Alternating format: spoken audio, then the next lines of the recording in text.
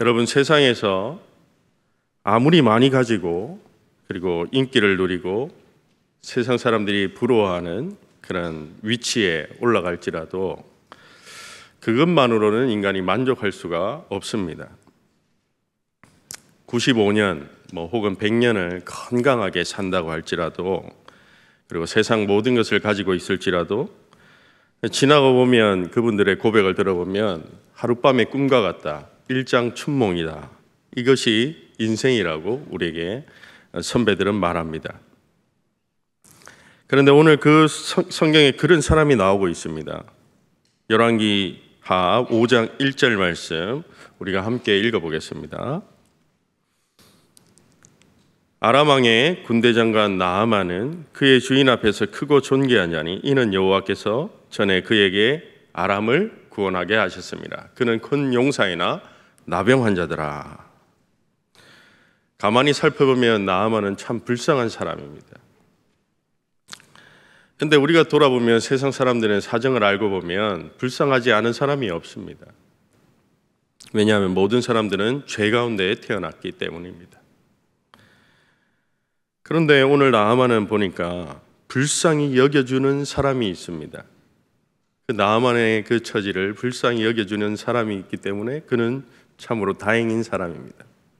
그리고 그 사람에게 해결책까지 주려고 하니까 그는 더욱 감사한 일이라고 할 수가 있습니다.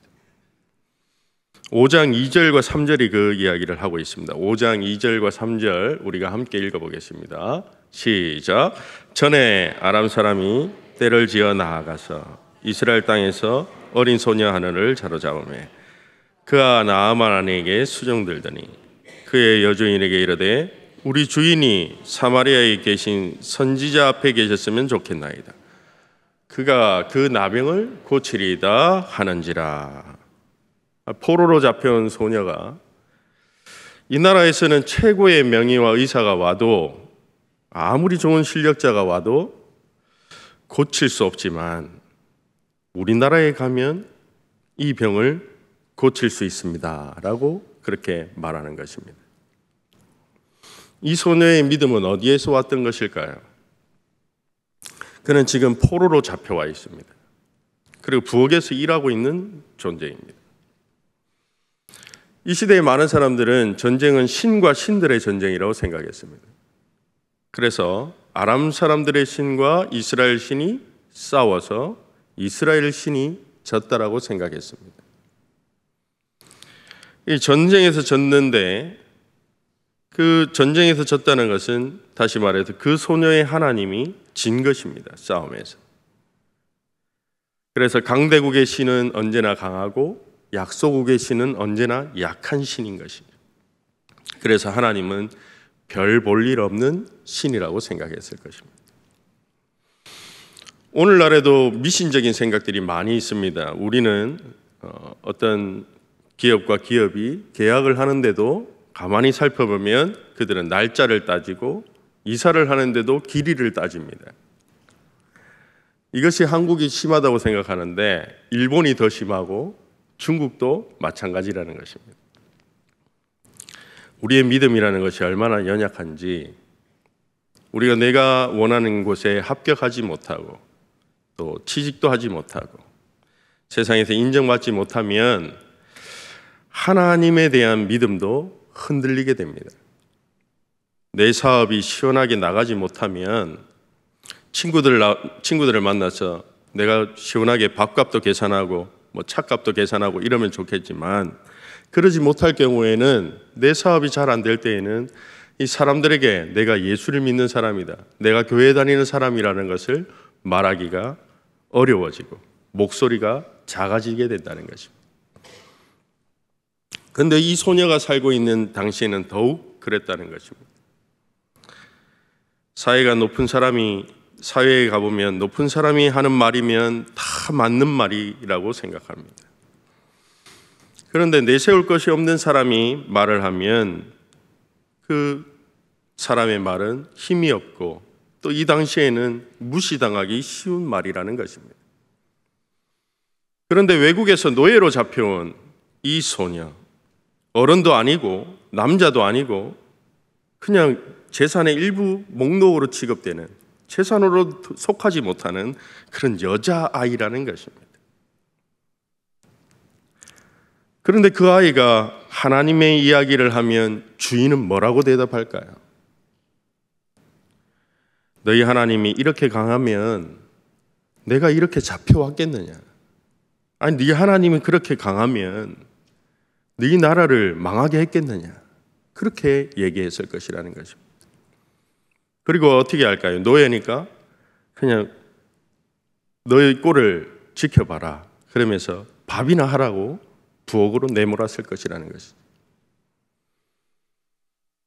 성경을 읽어보면 나병이 나았다는 이야기도 신기하지만 소녀가 이렇게 용감하게 나와서 주인에게 말한 것이 더 신기하게 느껴집니다. 그런데 놀라운 것은 이 소녀의 이야기를 듣고 주인이 움직인다는 것입니다. 그래서 그가 임금에게 허락받고 이스라엘에 돌아가서 이 이스라엘의 왕을 만나러 간다는 것입니다. 많은 예물을 가지고 그 왕을 만나러 가는 일. 이것은 보통 어려운 일이 아닌 것입니다. 주인의 마음이 얼마나 절박하고 간절해서 그렇게 했을까? 어떻게 보면 지푸라기라도 잡는 심정으로 그렇게 했을까라고 생각되지만 한편으로는 이 주인 나아만은 오랫동안 하나님의 소문을 들었을 가능성이 많다는 것입니다. 그리고 이 소녀가 신뢰받는 사람이었다는 거죠. 창세기의 요셉을 가만히 살펴보면 그가 감옥에 갔을 때 사람들이 요셉의 말에 귀를 기울입니다. 창세기 39장 23절입니다.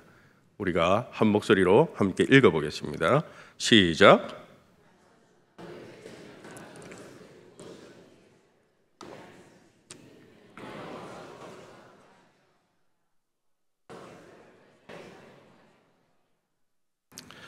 요셉이라는 어린 친구 하나가 감옥에 들어왔는데 그가 얼마나 신실한 사람이었던지 간수장이 그가 하나님과 함께 하시는 사람이라는 것을 알았다는 것입니다. 하나님을 보지는 못했지만 하나님이 함께 하시는 사람은 이 간수장이 알아봤다는 것입니다. 어떻게 그렇게 할 수 있었을까요? 요셉이 노예로 살 때에 보디발의 집에 있을 때에 주인의 아내에게 유혹을 받습니다. 그때 요셉이 이렇게 말합니다. 그 아내가 자신과 함께 동침하자고 했을 때에 이렇게 말합니다. 내가 어찌 이 큰 악을 행하여 하나님께 죄를 지으리까? 그렇게 말합니다. 우리가 유혹에 넘어가는 것은, 우리가 죄를 짓는 것은 그 순간에 하나님을 잊어버리기 때문입니다. 그 순간에 하나님을 생각하면 죄를 지을 수 없다는 것입니다. 하나님이 없는 것처럼 살아가기 때문에, 하나님이 함께 하신다는 것을 잊어버리기 때문에. 보디발의 아내가 이렇게 유혹했습니다. 지금 이 순간에 너하고 나밖에 없다. 너하고 나밖에 없기 때문에 괜찮다라고 말했을 것입니다. 그리고 아무도 모를 것이라고 말했을 것입니다. 그때 요셉이 하나님이 이 자리에 함께 계십니다 라고 그것을 물리친 것이죠. 그렇게 말할 수 있었던 것은 요셉이 하나님의 임재 가운데 하나님과 함께하는 삶을 살았다는 것입니다. 그가 성전으로서 하나님과 함께 그 임재를 경험하며 살아갔다는 것입니다.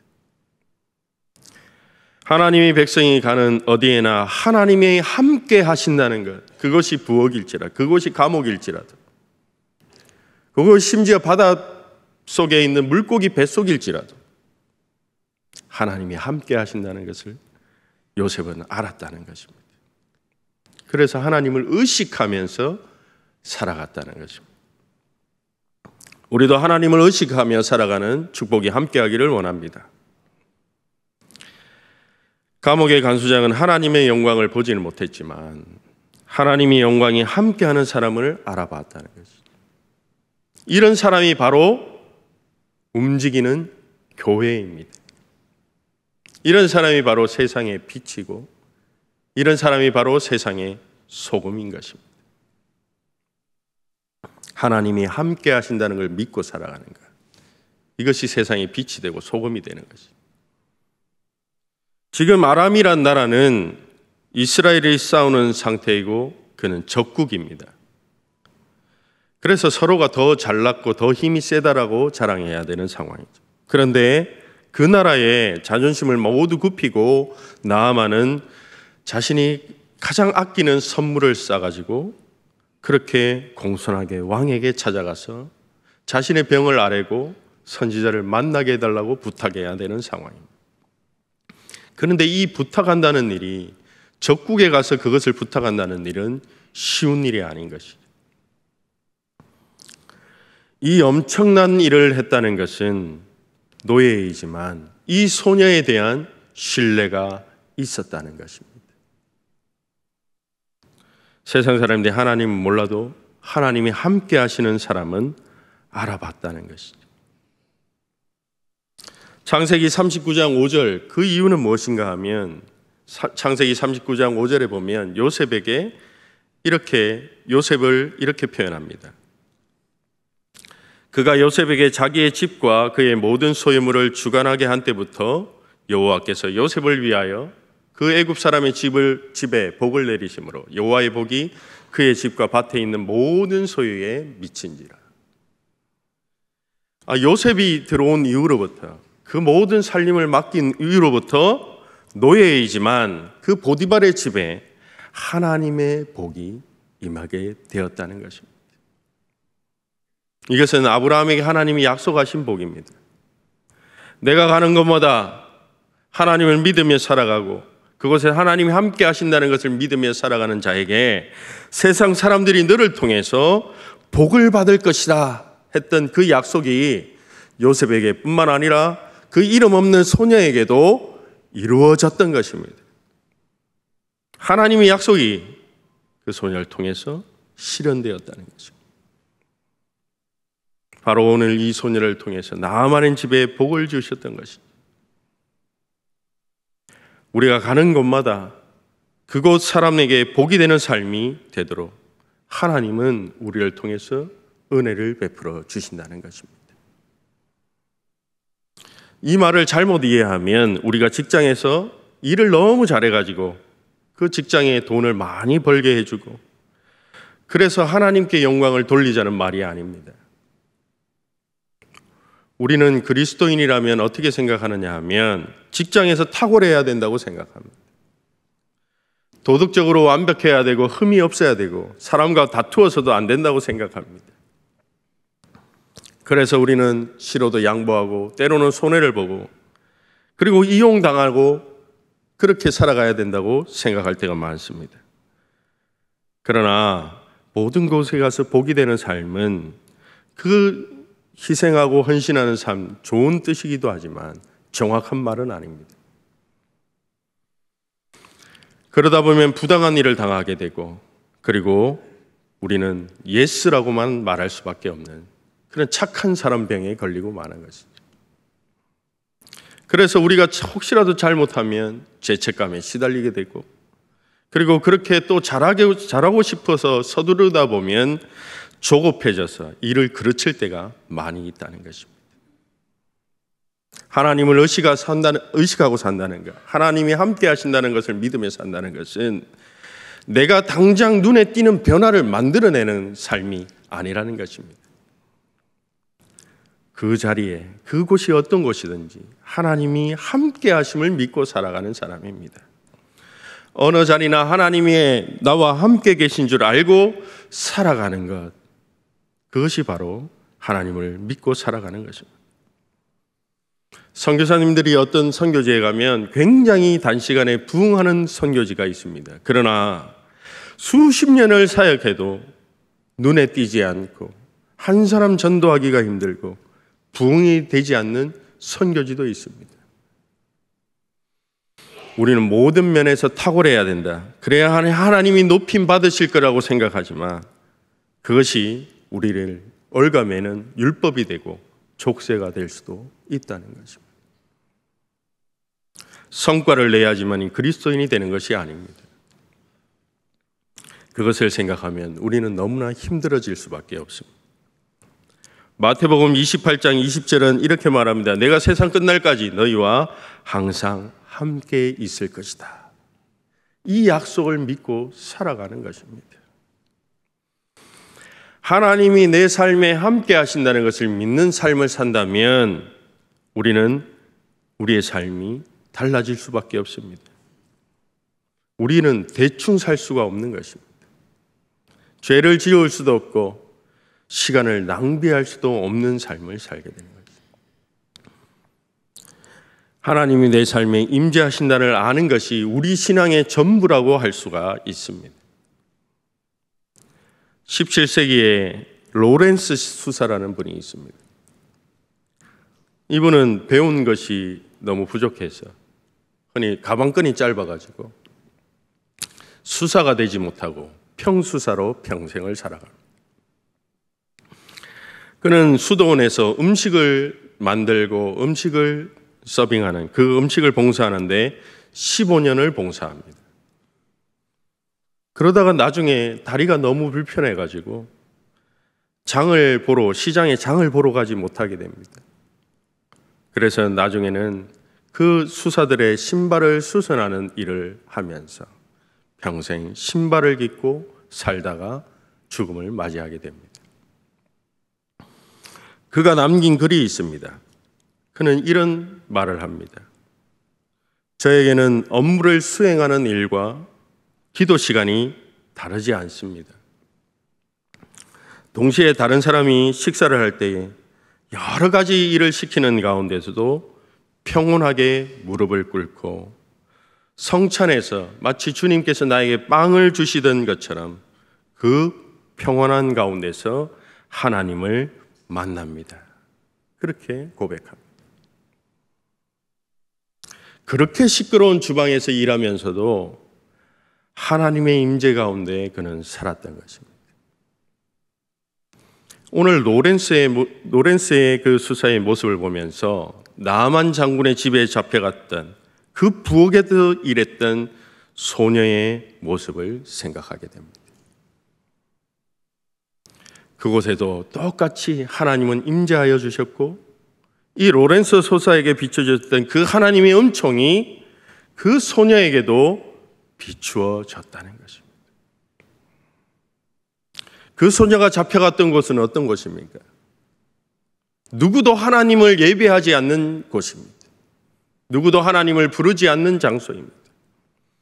찬양하지도 않고 찾지도 않고 부르지도 않는 그 이방 땅이라는 것입니다. 이방 종교의 탐욕과 음란과 제국의 폭력이 지배하는 땅이었습니다. 그럼에도 우리는 그 소녀가 하나님의 임재 가운데 살았다는 것을 알 수가 있습니다. 우리의 삶은 어떻습니까? 우리의 부엌과 일상은 어떻습니까? 오늘 우리가 살아가는 삶의 현장은 이스라엘보다도 더 아람이라는 그 불신의 세계와 훨씬 더 가까운 장소입니다. 이 세계를 살아가는 우리에게도 그 소녀에게 비쳤던 하나님의 은총이 우리 삶 가운데 비춰지기를 소망합니다. 힘들게 살아가는 살림을 하는 그 부엌, 이 권사님의 부엌, 또 집사님과 장로님이 출근하는 그 사업자, 모든 곳에 하나님의 임재가 함께 하신 줄 믿습니다. 내가 잘한다, 내가 또 열심히 한다, 그것이 좋은 말 같지만 우리에게 필요한 것은 이 자리에, 우리의 삶의 자리에 하나님이 함께 계신 줄 알고 살아가는 것이 더 중요하다는 것입니다. 그런 사이에 나도 모르게 사람들은 저 사람은 하나님이 함께 하신다는 것을 주변 사람이 경험하게 되는 그런 놀라운 사건이 있다는 것입니다. 당신이 대단한, 그러니까 많은 돈을 벌어다 줄 수 있어서가 아니라 찬양의 가사처럼 당신이 이 세상에 존재함으로 인해서 내가 얼마나 큰 기쁨이 되는지 그런 존재가 되어야 하는 것입니다. 완벽하지 않아도 괜찮다는 것입니다. 내 처지가 자랑할 게 없어도 남보란 듯이 자랑할 만한 것이 있지 않아도 이 소녀처럼 우리는 얼마든지 살아계신 하나님에 대해서 이야기할 수 있어야 되는 것입니다. 오늘 우리가 읽었던 말씀 이후에 7절 말씀을 한번 보겠습니다. 7절 말씀입니다. 우리가 함께 읽어보겠습니다. 시작.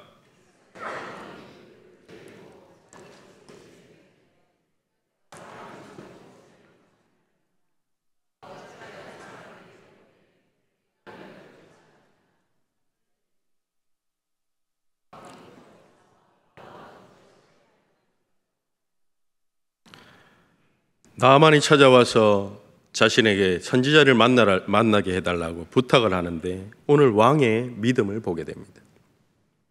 왕은 옆에서 기도해주는 선지자도 있고 왕은 많은 백성들과 군사들이 자신을 지켜주고 있습니다.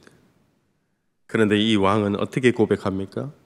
이 소녀보다 조금도 더 낫지 않은 형편이 아닙니다. 엄청나게 좋은 환경을 가지고 있습니다. 믿음을 지킬 수 있는 모든 여건이 갖춰져 있습니다. 소녀보다 훨씬 나은 처지임에도 불구하고 적국의 장수가 와서 머리를 조아리는데도 불구하고 그는 옷부터 찢습니다. 그리고 나는 안다라고 말합니다. 내가 고칠 수 없다는 것을 안다는 것입니다.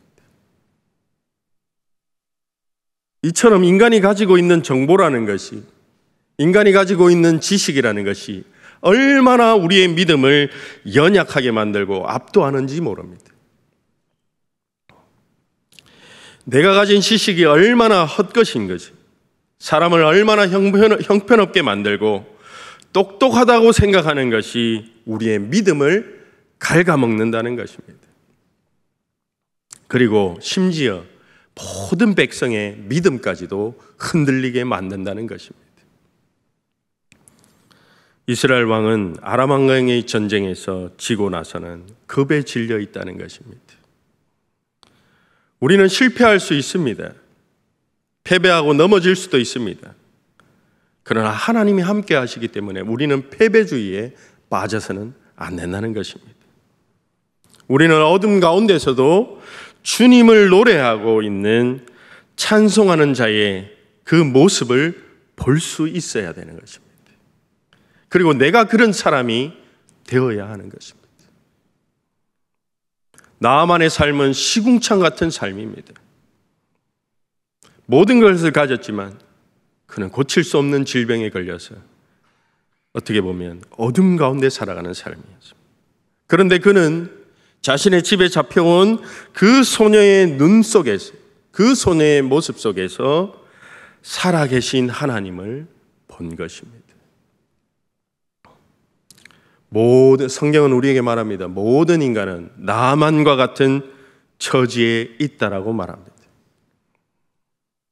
그런데 하나님은 우리의 삶 가운데서 하나님의 영광을 아는 그 사람들을 우리 삶 곳곳에 세워주셨다고 말합니다. 그리고 그를 통해서 하나님을 보게 하시고 우리를 세워주시고 일하신다는 것입니다. 그래서 우리는 세상 가운데서 믿음을 가진 자들은 하나님의 사람, 살아있고 움직이는 교회로서 살아가야 되는 것입니다. 우리가 교회 안에서 교회가 왜 필요한가? 우리 안에 교회 안에서 교제가 왜 필요한가? 그렇게 묻는 사람들이 있습니다. 우리가 살아가다 보면 내가 낙담할 수가 있습니다. 그런데 누군가는 교회 안에서 열심히 하나님을 찬양하고 열심히 일하는 사람을 볼 수 있습니다. 그래서 그 교제를 통해서 우리는 누군가가 하나님하고 일하고 계시다는 것을 통해서 우리가 낙담한 마음이 다시 회복되고 치유되고 다시 일어설 수 있게 하신다는 것입니다. 그것을 위해서 교회가 존재하는 것입니다. 1절에 보면 오늘 1절 말씀을 보면 나아만은 크고 존귀한 자였다 그렇게 말합니다. 사람이 존귀함 여김 받는 것은 참으로 복된 일입니다. 그만큼 복된 일이 없습니다. 나아만은 여기까지, 자기가 장군이 되기까지 능력이 있어서 거기까지 갔습니다.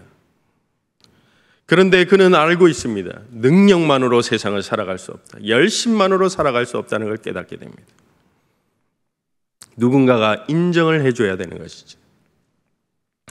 인정받고 존귀 여기는 만큼 그 큰 복은 없습니다.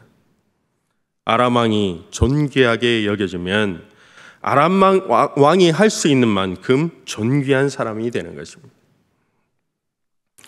나아만은 아람 왕이 끔찍하게 안겼던 그런 신하였습니다.